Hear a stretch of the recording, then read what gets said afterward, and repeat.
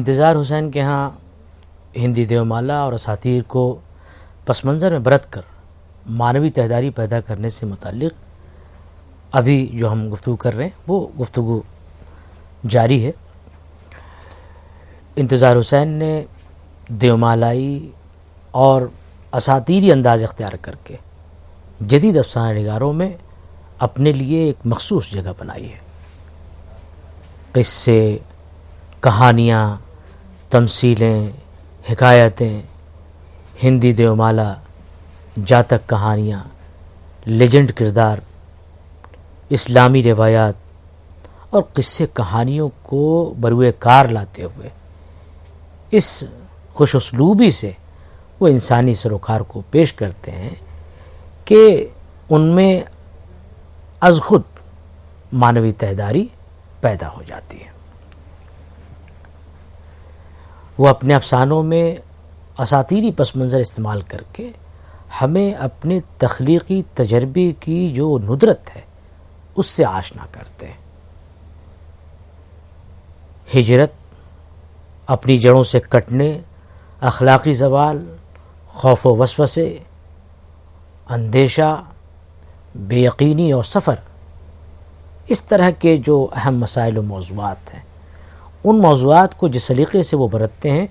اس میں ان کے دیومالائی اور اساطیری اسلوب کو بہت دخل ہے۔ ابھی کچھ دیر پہلے ہم نے ان کے کئی افسانوں میں ہندی دیومالا سے استفادہ کی الگ الگ صورتیں دیکھی ہیں۔ جو جاتک کتھاؤں کی بات ابھی ہم نے کی، یعنی کچھوے، پتے، برہمن بکرا، یہ نر ناری، ان کے بارے میں پورا گیان، ان کے بارے میں باتیں کی ہیں۔ ان کہانیوں میں آپ نے دیکھا ہوگا کہ ان کے اسلوب میں ایک کشش ہے۔ اس پر ترا یہ کہ وہ کہانی کہنے کے انداز سے، گر سے واقف ہیں، اسی لیے ان کا یہ اسلوب ہمیں اپنی طرف متوجہ کرتا ہے۔ آئیے کہانیوں کے اسی سلسلے کو آگے بڑھاتے ہیں اور اس گفتگو میں مزید ایسی کہانیاں شامل کرتے ہیں جن میں ہندی دیومالا کے ساتھ ساتھ جاتک کتھاؤں کا بھی رس ہے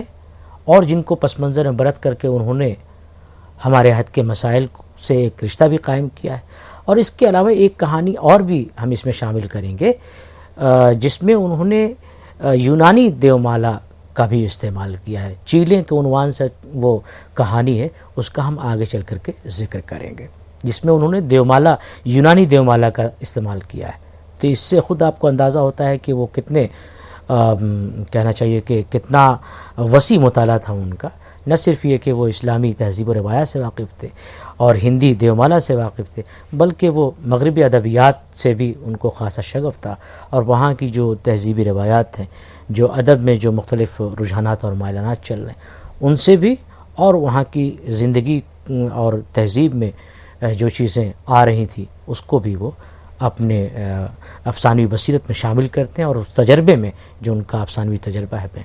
اس میں شامل کرتے ہیں۔ تو اس پہ تفصیل سے آگے بات ہوگی۔ مورنامہ ان کی ایک بڑی کہنا چاہیے معرکۃ العرا کہانی ہے،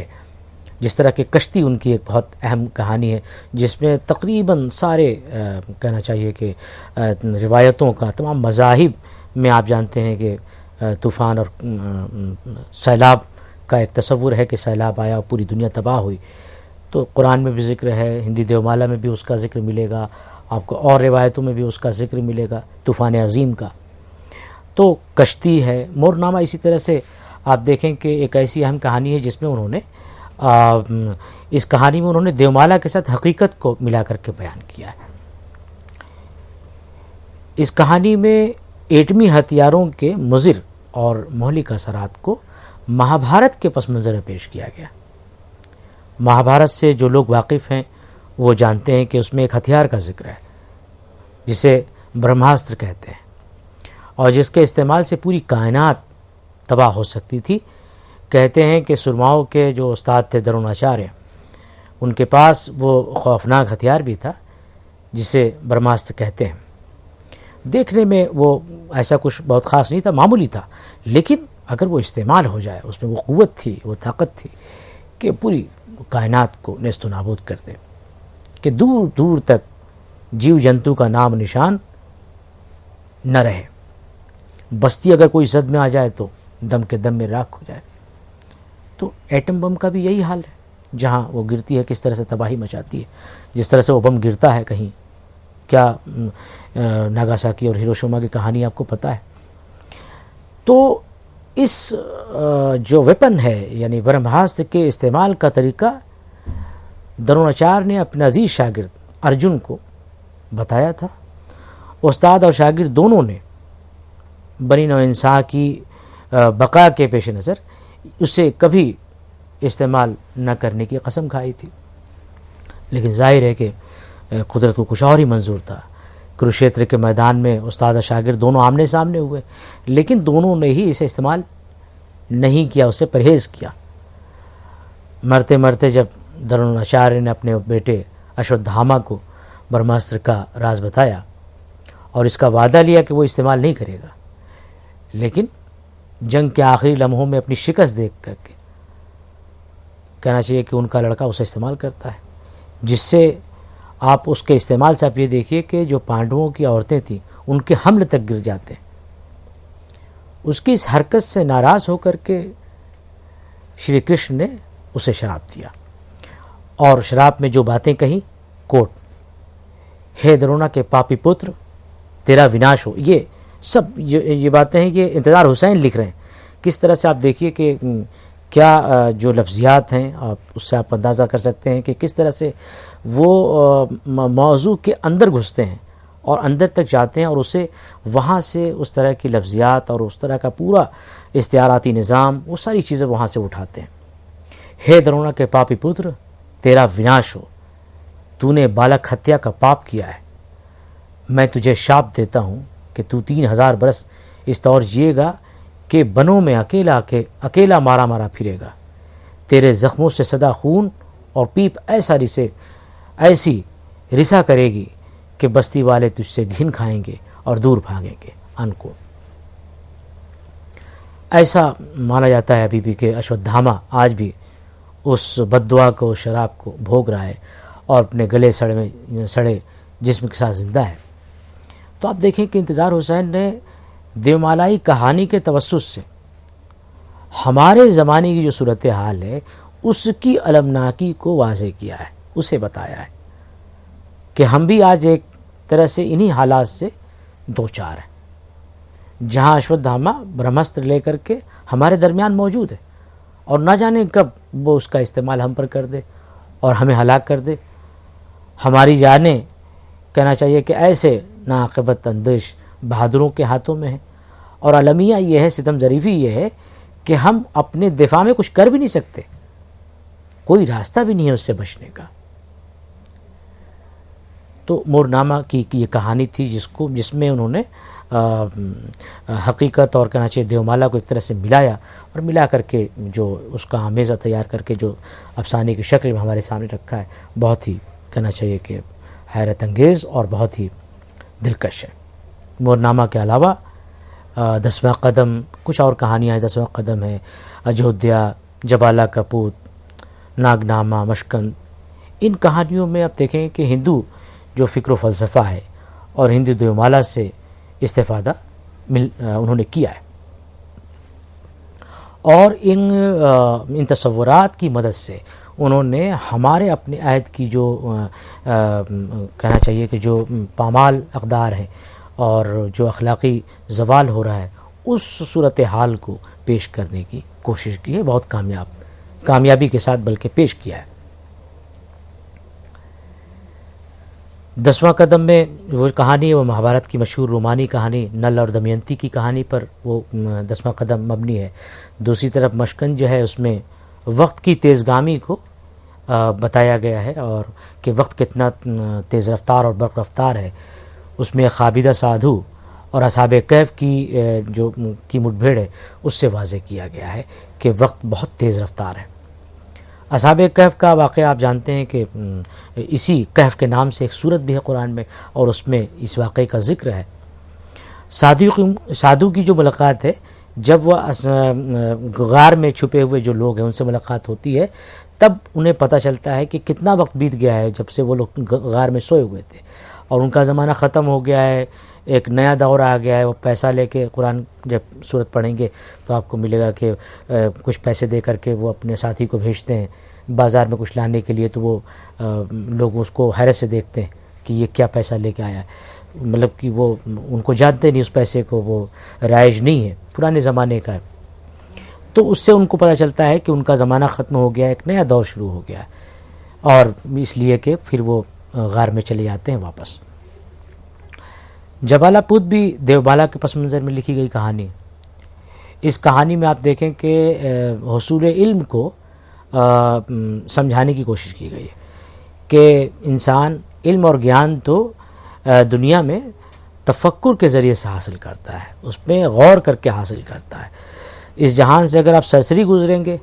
گزرنے والوں کی کمی نہیں ہے، بہت مل جائیں گے، لیکن اگر آپ اس کائنات کو سمجھنا چاہتے ہیں تو اس پر غور و فکر کیجیے، اور جو جتنا اس میں غور و فکر کرتا ہے، جو اس سلسلے میں جتنی محنت کرتا ہے، ریاضت کرتا ہے، کیسے تپسیا کرتا ہے، اس کو قدرت سے اتنا ہی اس کا علم حاصل ہوتا ہے۔ استاد اور مرشد تو کہنا چاہیے کہ صرف گائیڈ کرنے کے لیے ہے، راستہ دکھانے کے لیے، اصل راستہ تو آپ کو ہی طے کرنا ہے جو طالب حق ہے۔ تو گویا جبالہ پوت جو کہانی ہے اس میں دیومالا کے پس منظر میں حصول علم کو سمجھانے کی کوشش کی گئی ہے۔ باقی یہ ہے کہ اس کے علاوہ کچھ کہانیاں انتظار حسین نے ایسی بھی لکھی ہیں جن میں انہوں نے دیو، شہزادہ اور شہزادی کے ذریعے دیومالائی پہلوؤں کو شناخت کیا ہے۔ اس کے علاوہ پرچھائیں، ہڈیوں کا ڈھانچہ، ٹانگیں، دہلیز، سیڑھیاں، کٹا ہوا ڈبہ اور مردہ راگ میں بھی آپ کو دیومالائی حوالے ملتے ہیں، لیکن ظاہر ہے کہ ان کہانیوں میں اتنا زیادہ اس کی تصویر بہت اس طرح سے واضح نہیں ہے۔ ابھی کچھ دیر پہلے میں نے ذکر کیا تھا کہ وہ ہندو دیومالا کا سے استفادہ تو کرتے ہی ہیں، اسلامی تہذیب سے جس طرح سے استفادہ کرتے ہیں، اس کے علائم سے وہاں سے استعارات لیتے ہیں، لیکن وہ یونانی دیومالا سے بھی استفادہ کرتے ہیں۔ ایک کہانی انہوں نے لکھی، چیلے، بہت عمدہ کہانی ہے۔ اس کہانی میں وہ یونانی دیومالا کے بیک گراؤنڈ میں جو کہنا چاہیے پاکستان کی جو موجودہ سیاسی سماجی، معاشی اور جو وہاں کی ثقافتی صورتحال ہے، اس کو نئی معنویت سے ہم آہنگ کر کے دکھاتے ہیں اس کہانی میں۔ آپ دیکھیے کہ وہ کہانی اس طرح سے ہے کہ جب یونانیوں کا ٹرائے پر قبضہ ہو گیا تو وہاں کے باشندے اپنے سردار کے ساتھ سمندری راستے سے ہو کر وہاں سے نکل گئے اور ایک نئی زمین میں پہنچ گئے۔ وہ نئی زمین بڑی شاداب تھی، اسے دیکھ کر کے وہ اپنے سارے غم بھول گئے، اور ان کا جو سردار تھا قبیلے کا، وہ اپنے ساتھیوں سے ایسے مخاطب ہوا، کوٹ رفیقو، یہی وہ زمین ہے جس کی بشارت مجھے دیوی مقدس نے دی تھی، ہم نیا ٹرائے یہیں بنائیں گے۔ سرماؤ، مت سمجھو کہ ٹرائے کو ہم چھوڑ رہے ہیں، ٹرائے کو ہم ساتھ لے کر جا رہے ہیں، ٹرائے ہماری یادوں میں آباد رہے گا، اور مقدس دیوی نے جو کہ میری ماں ہے مجھے بشارت دی ہے کہ یہاں سے نکل کر ہم ایک نئی زمین دریافت کریں گے اور وہاں نیا ٹرائے آباد کریں گے، انکوٹ۔ لیکن جب یہاں سے یہ لوگ وہاں گئے ہیں تو ان کا نئی زمین میں آباد ہونے کا، آرام سے رہنے کا اور سکون حاصل کرنے کا جو خواب تھا وہ چکناچور ہو جاتا ہے۔ وہ زمین اپنی شادابی کے باوجود ان پر تنگ ہو جاتی ہے اور وہ بھوکوں مرنے پر مجبور ہو جاتے ہیں۔ انسان نما چیلیں، ان کے جو کھانے ہیں، غلے ہیں، کھانے ہیں، ان کو غصب کرنے لگتی ہیں، جن سے وہ ایک نئی مصیبت میں مبتلا ہو جاتے ہیں۔ پیچھے ٹرائے شہر ظالموں نے ہتھیا لیا ہے، اور یہاں جو نئی زمین انہیں ملی ہے وہاں لمبی گردن والی بلائیں ہیں، انہیں سمجھ میں نہیں آتا کہ وہ کہاں جائیں اور کیسے زندہ رہیں۔ ان کے لیے ساری راہیں وہ مسدود ہیں۔ تو اس کہانی میں مقدس دیوی کی بشارت، لمبی گردن والی بلائیں اور بدروح چیلیں جن کے چہرے آدمیوں کے تھے، یہ سب مل کر ایک دیومالائی فضا سازی میں اہم کردار ادا کرتے ہیں۔ یہ انتظار حسین کا امتیاز ہے کہ انہوں نے اساطیر، تمثیل، دیومالا اور تاریخ کی بازگوئی کو بروئے کار لاتے ہوئے جدید افسانے کو فنی اور معنوی سطح پر نئے امکانات سے روشناس کرایا ہے۔ اسلامی اساطیر، ہندوستانی دیومالا اور بدھ جاتکوں سے رشتہ جوڑ کر جدید اردو افسانے کو نئی جہت عطا کی ہے، جو ان کا بڑا کارنامہ ہے۔ غرض آپ دیکھیں کہ انہوں نے مختلف دیومالائیوں کو ملا کر کے ایک ایسا بیانیہ تیار کیا ہے، ایک ایسا نیریشن تیار کیا ہے جس میں تینوں زمانے، ماضی، حال، مستقبل، آپس میں مدغم ہو کر کے ایک ہو گئے، اور اس طرح سے زمان و مکان کی جو قید ہے اس سے وہ آزاد ہو کر کے ان افسانوں میں ایک آفاقی عنصر پیدا ہو گیا ہے۔ ان کی اس خوبی سے کسے انکار ہو سکتا ہے کہ انہوں نے جب کسی دیومالا یا اسطورہ کو برتا ہے تو اسے اپنے معاشرتی شعور سے ہم آہنگ کرتے ہوئے ایسا کیا ہے، تاکہ وہ ہمارے عہد کے جو حالات ہیں ان حالات کی عکاسی کرتا ہوا معلوم ہو۔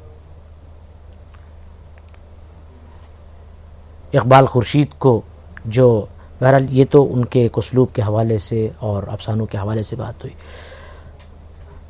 یہاں پر ٹھہر کے ہمیں سوچنا چاہیے کہ ان کے ہاں جو بصیرت پیدا ہوتی ہے، ان کے ہاں کہنا چاہیے کہ جو کوئی ایسی چیز ہے جو انہیں بے چین رکھتی ہے، وہ کیا کیا چیز ہے۔ انہوں نے اپنے ایک انٹرویو میں، جو اقبال خورشید کو انہوں نے انٹرویو دیا تھا، اس میں یہ بات بتائی کہ وہ ہجرت کو اپنی زندگی میں ایک نقطۂ نظر کے طور پر پڑھتے ہیں۔ ناول ہوں، افسانے ہوں، ہر جگہ اس ہجرت کی کسک نظر آتی ہے۔ وہ کہتے ہیں کہ آبادی کے بڑے پیمانے پر جو منتقلی ہوئی اسے ہجرت ہی کہنا چاہیے۔ ہمارا جو اسلامی کیلنڈر ہے وہ ہجرت سے ہی شروع ہوتا ہے، تو یہ مسلمانوں کا ایک بنیادی تجربہ ہے۔ ہر قوم اور ہر نسل کا ایک بیہیویئر پیٹرن ہوتا ہے جسے وہ دہراتی رہتی ہے۔ شاید ہجرت بھی جو ہے وہ ہماری تقدیر ہے۔ جب رسول صلی اللہ علیہ وسلم نے پہلی ہجرت کی تو ہماری تقدیر میں ہجرت لکھ دی گئی۔ اب یہ عمل بار بار دہرایا جائے گا۔ تو آپ دیکھیں کہ ان کے ناول ہوں یا افسانے ہوں، ان کا مواد انہوں نے اپنے آس پاس کی زندگی سے اخذ کیا ہے، اور پھر اسی زندگی سے وہ علم بھی حاصل ہوتا ہے جو درسگاہوں اور نصابی کتب سے الگ ہوتا ہے، اور جس کا تعلق بہت ہماری سماجی زندگی سے بہت گہرا ہوتا ہے۔ اسی انٹرویو میں آپ دیکھیں گے کہ انہوں نے یہ بات بھی کہی کہ ان کا جو ناول ہے آگے سمندر ہے، اس میں انہوں نے کراچی شہر کے بارے میں کافی تفصیلات فراہم کی ہیں۔ یا پھر انہوں نے جب افسانہ لکھا تھا قیمہ کی دکان، تو میرٹھ کی جو میرٹھ میں تھے اس وقت، تو میرٹھ کے آس پاس کی جو فضا تھی اور میرٹھ میں جو حالات تھے، اس میں جو پس منظر ہے، اس پس منظر کے حوالے سے بھی انہوں نے اس انٹرویو میں اپنی باتیں رکھی ہیں۔ تو کہنے کا مطلب یہ ہے کہ انہوں نے عہد حاضر کے مسائل کو دیومالائی اور اساطیری انداز میں بیان کرنے کے لیے ایک منفرد راہ نکالی ہے۔ وہ جانوروں، پرندوں وغیرہ کے پردے میں انسان کے ظاہر و باطن کی طرف اشارے کرتے ہیں، اور یہی وہ مقام ہے جو ان کو ہمارے لیے اہم بناتا ہے۔ وہ انسان کے اندرون کو بھی سامنے رکھتے ہیں، اور بیرون میں جو چل رہا ہے، جو حالات ہیں، اس کو بھی وہ سامنے رکھتے ہیں، اور اس وجہ سے وہ استفادہ اور ساری چیزوں سے کرتے ہیں، مختلف مذاہب سے استفادہ کرتے ہیں، ان کے اساطیر سے استفادہ کرتے ہیں، تصورات سے استفادہ کرتے ہیں۔ وہ کتے اور بندے کے ذکر سے ہمارے اندر کی خامیوں اور کمیوں کو اجاگر کرتے ہیں۔ برہمستر کی ہلاکت خیزی کو ایٹم بم سے ملا کر انہوں نے جس طرح افسانہ مورنامہ میں دکھایا ہے، وہ اس بات کا گواہ ہے کہ ان کا مطالعہ کافی وسیع تھا۔ وہ مختلف مذاہب، تہذیبوں اور مختلف ادبیات عالم سے واقف تھے. اس کے علاوہ ان کا مشاہدہ کافی عمیق تھا اور نظر بہت باریک تھی. وہ جاتک کتھاؤں کی جو نصیحتیں ہیں، جو پند ہیں، ان کو ہمارے عہد کے شعور سے ہم آہنگ کرنے کی صلاحیت رکھتے تھے. ان میں اسلامی اساطیر کے ساتھ ساتھ ہندو دیومالا اور یونانی